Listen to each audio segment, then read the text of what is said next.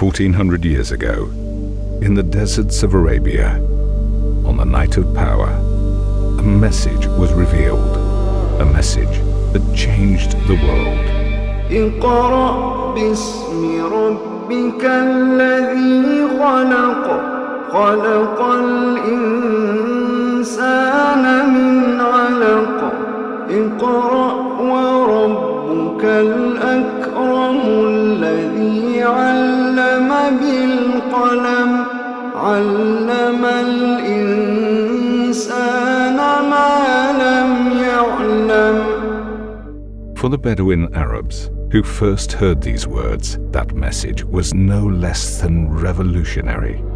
In a tribal society riddled with conflict and oppression, in which girls were buried alive and slaves considered less than humans, Islam's message of justice and equality put mercy in the hardest of hearts and softened the harshest of people. In one generation, the Prophet Muhammad, peace be upon him, changed the world. He taught women they were equal to men, told slaves they were born free, gave the poor rights over the rich, and instructed guardians to care for children. He said every soul is equal before God and will be judged not by who they are, but what they do. The legacy of the Prophet is that he brought justice and mercy to the world, but he also left the responsibility of continuing that change in our hands. Today, our world is devastated by conflict, with millions of innocent people homeless, hungry and helpless, their lives changed forever. Entire communities fear for their very existence as the Earth's changing climate brings disaster to their lives. And those whose rights were once championed by the Prophet are subject to some of the worst injustice and oppression. We cannot let this be our legacy.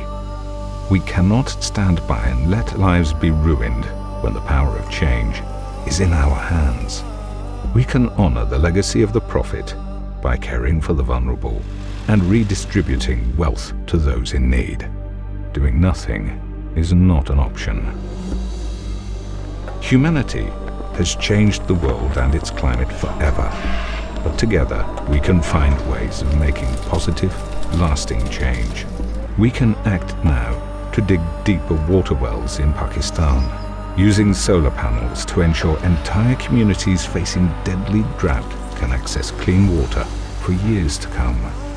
We can act now to restore damaged water supplies in Yemen, where the weakest are dying from waterborne diseases, giving them the strength to survive the crisis.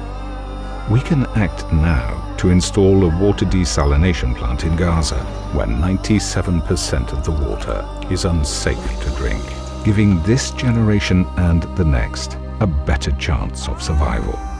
We can't change everything that's wrong with the world in our lifetime, but we can do the best in the time we have.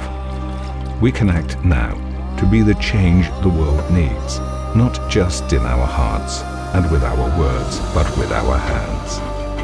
Continue the legacy of the Prophet Muhammad and change the world for the better.